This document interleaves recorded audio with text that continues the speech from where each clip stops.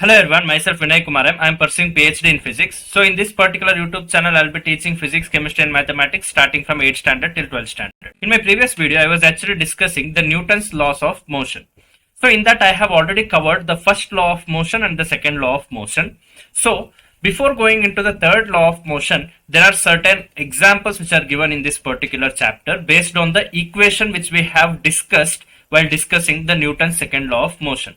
So based on that, we have example problems. So in this particular video, I'll be teaching those example problems. Coming to the first example in this particular chapter, that is example 8.1.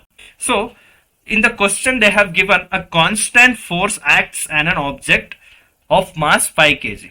So for example, if there is an object with mass m, then a constant force F is applied on this particular object for 2 seconds. So for continuous 2 seconds, the force will be applied on that particular mass body. So that mass is equal to 5 kg. So here m is equal to 5 kg, which they have given in the question.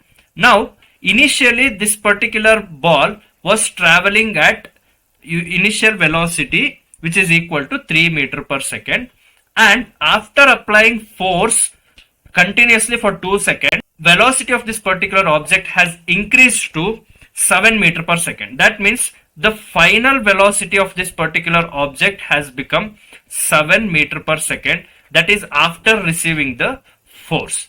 So now you have initial velocity 3 meter per second, final velocity 7 meter per second, and you have mass which is given. Mass is equal to 5 kg. Along with mass, they have also given the time 2 seconds. So now here we have mass 5 kg and time 2 seconds. So in the second part, they have increased this time to 5 seconds, and you have to calculate what will be the final velocity when it is when the time is actually increased to 5 seconds with the same amount of force. So before that, we have to calculate what is the force applied on this particular 5 kg massed object. So now we know that by our Newton's second law of motion, F is equal to mass times acceleration.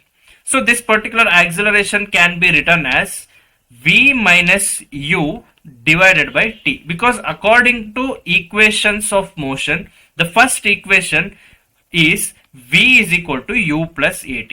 So now if you bring this U to LHS, it will be V minus U, and if you bring this T to LHS, then it will go to the denominator. So acceleration will be V minus U divided by acceleration T, time. So in the place of acceleration, you can write this first equation of motion. By the help of first equation of motion, you can calculate what is acceleration. So now we have F is equal to m into V minus U divided by time.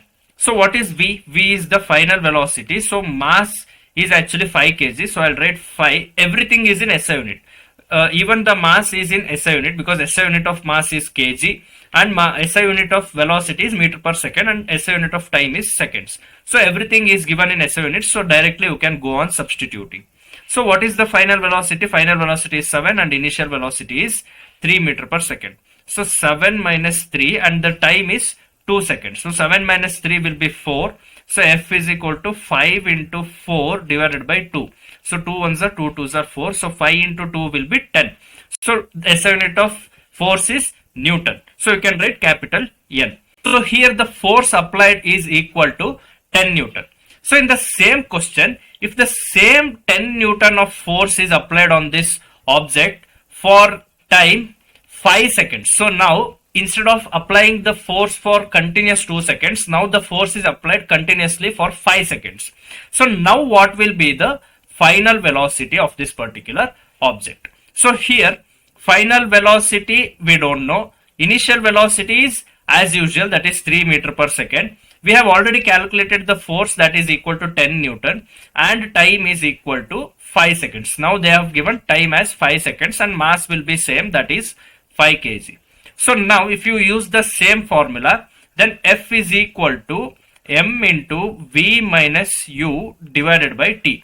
Now we want this particular V to be found out. So we will take this time to our LHS. So it will be equal to Ft is equal to m into V minus u. Now you can take this m to LHS, then it will be equal to ft by m is equal to v minus u. Now this minus u you can take to LHS, it will become plus u. So u plus ft by m, that is actually plus u. So plus u plus ft by m is equal to v. So that means here we are getting v is equal to u plus ft divided by m. So now we have got the equation. Using this we can calculate the final velocity. So now we have got v is equal to u plus ft divided by m. So this is the new equation which we have got. So here initial velocity is 3 meter per second plus force we have calculated as 10 Newton and time is 5 seconds divided by mass is 5 kg.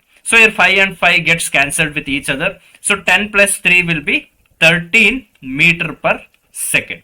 So 13 meter per second is the final velocity when force was same, but it was applied for 5-second duration. So coming to the example 8.2, here they have given which would require a greater force, accelerating 2 kg mass body at 5 meter per second square or 4 kg mass body at 2 meter per second square. Here in the first situation, so let us call this situation as first situation. So in first situation, mass of a particular body is 2 kg and this should be accelerated with acceleration 5 meter per second square. So this is the acceleration at which this particular mass body which has mass 2 kg should be accelerated. Now they have second body which has mass equal to 4 kg, but this should be accelerated as 2 meter per second square. That means this body should be accelerated at 2 meter per second square acceleration and the mass of this particular object is 4 kg. Now you have to calculate which force, which particular object wants more force in order to achieve this particular acceleration. So for object 1 it is 5 meter per second square and for object 2 it is 2 meter per second square. But object 1 has less mass, that is 2 kg, object 2 has more mass, that is 4 kg. But object 2 will be accelerated by only 2 meter per second square. But for first object 5 meter per second square acceleration is required. That means mass is different, accelerations are different for both the objects. You have to calculate which will require more force, which will be the greater force in order to achieve that particular acceleration. So we all know that equation of force is equal to mass times acceleration. So now let us call the force which is required to move this object 2 kg massed object by acceleration 5 meter per second square. So that force will be F1, which is equal to mass times acceleration. So we'll call this as m1 and we'll call this as a1. For object 2 we'll call this as m2 and we'll call this as a2. So for f1 it will be m1 into a1. So what is m1? m1 is 2 kg and acceleration is 5 meter per second square. So both are in SI unit, so we can directly write 2 into 5. So 2 into 5 will be 10 and the SI unit for force is Newton. So 10 Newton is the force 1. Now if you consider force 2 for the second object, then you have to take mass 2 and acceleration 2.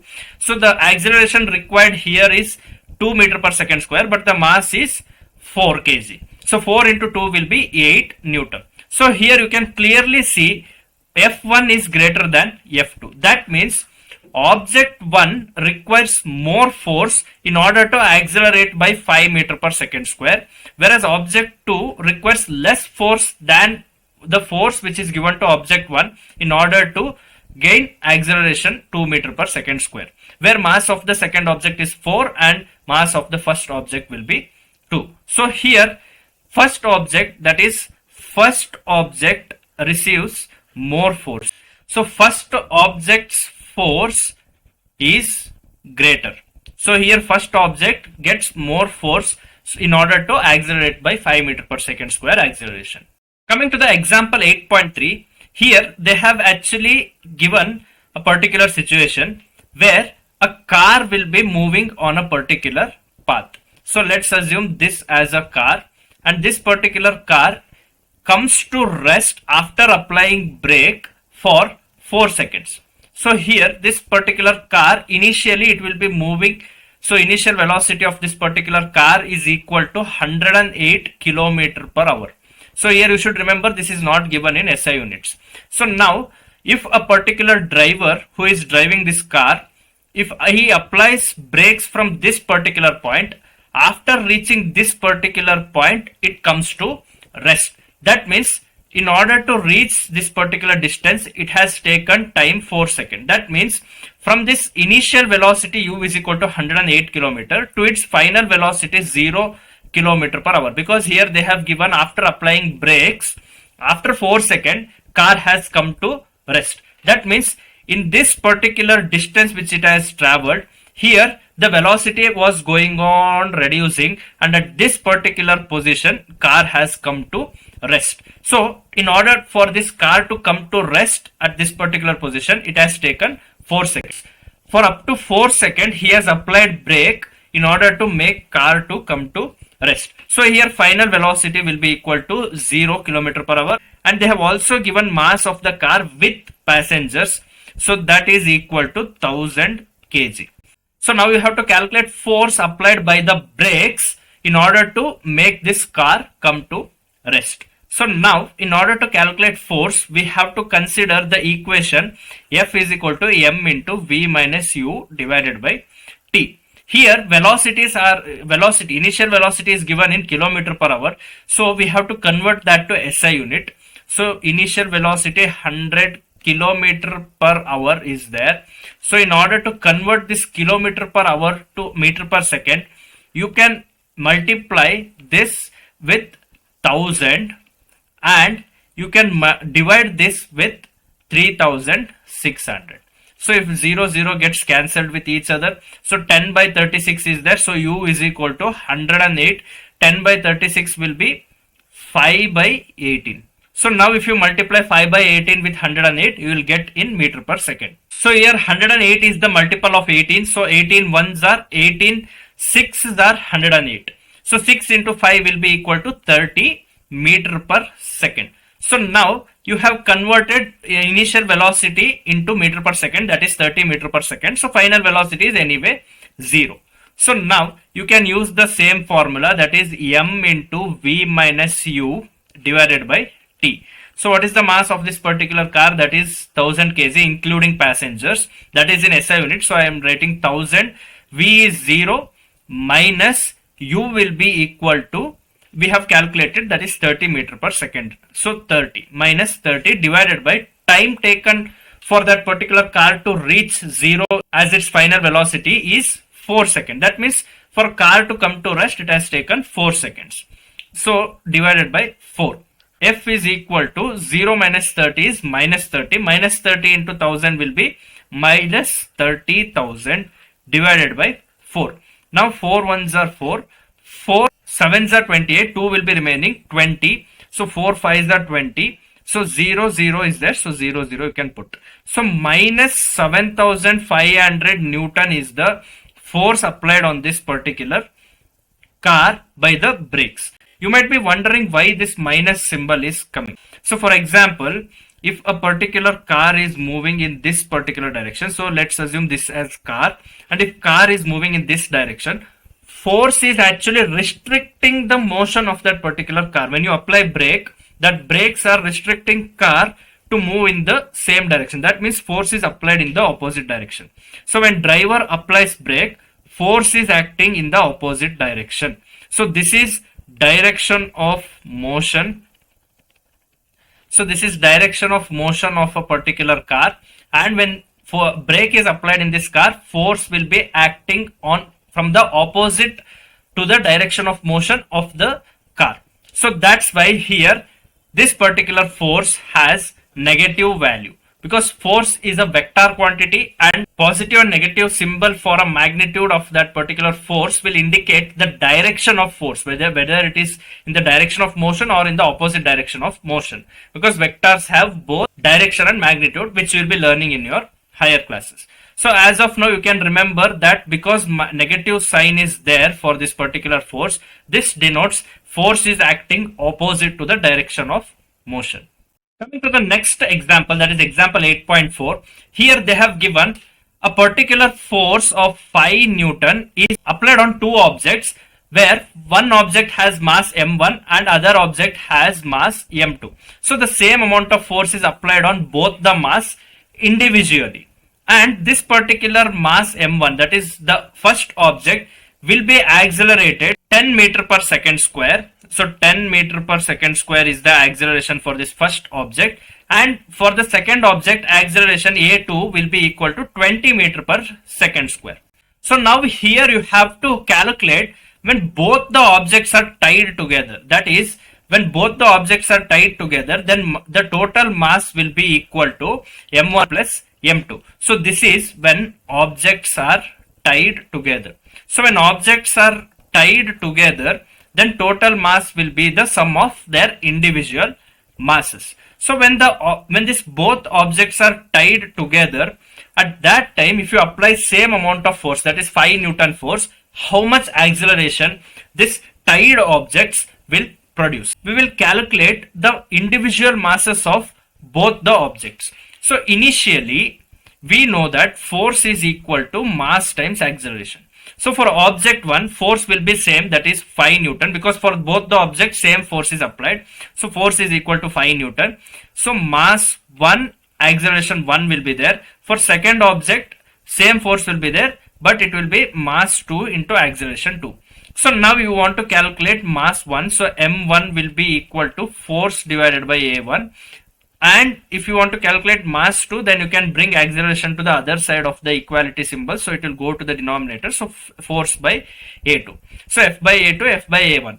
Now m1 is equal to F is 5 Newton and acceleration 1 is 10 meter per second square. So here both are in SI units. So directly I can write 5 by 10. So 5 by 10 will be 1 by 2. So 1 by 2, which is equal to 0.5. Mass SI unit is in kg. So now if you want to calculate mass 2, that is mass of second object, then force is same, that is 5 Newton divided by acceleration is 20. So 5 by 20 is 1 by 4.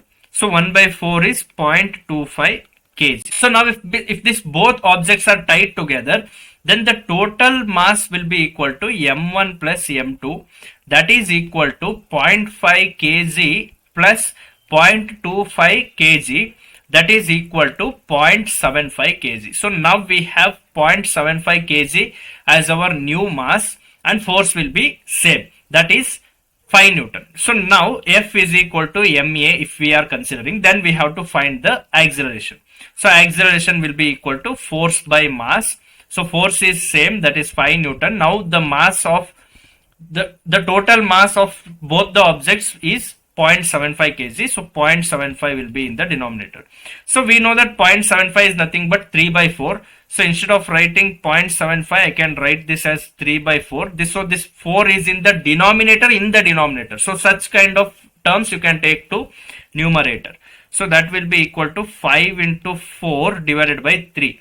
So here 5 4s are 20. So 20 divided by 3 is the acceleration. So acceleration is equal to 20 by 3, which is equal to 3 1s are 3 6s are 18.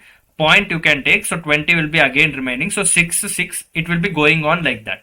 So you can just round off that to 6 7. So 6.67 meter per second square is the acceleration which those two objects when tied together will produce 6.67 meter per second square acceleration if the same 5 Newton force is applied on that total mass of both the objects. To come to example 8.5, here they have given velocity time graph. Here you can clearly see velocity is going on reducing as the time is going on increasing. And here you can see the initial velocity was 20 centimeter per second and it has reached 0, because here the y value, so at this particular position y is equal to 0. The y axis value is equal to 0. That means velocity is equal to 0. So final velocity will be 0 and initial velocity u they have given as 20 centimeter per second. So if you observe the graph, you can see from 20 the graph has started. So that means initial velocity is 20 centimeter per second and final velocity is 0, and the time at which this particular velocity has reached 0 is at 10 seconds. So here based on this particular graph, you have got initial velocity that is 20 centimeter per second. So centi means it is 10 power minus 2. So in the place of centi, I can write 10 power minus 2 and meter per second will be there as it is. So now we have converted initial velocity into SI units. So final velocity is 0. Time here is 10 seconds. In the question, they have given mass of this particular object. So that mass is equal to 20 gram. So now mass also you should convert into SI unit. So here mass is actually equal to 20 grams. So now if you want to convert this to kg, we know that k is equal to 10 power 3. So in order to introduce this k, you have to multiply this with 10 power minus 3. That means this particular 20 should be multiplied with 10 power minus 3. Or in order to convert gram into kg, you have to divide this with 1000.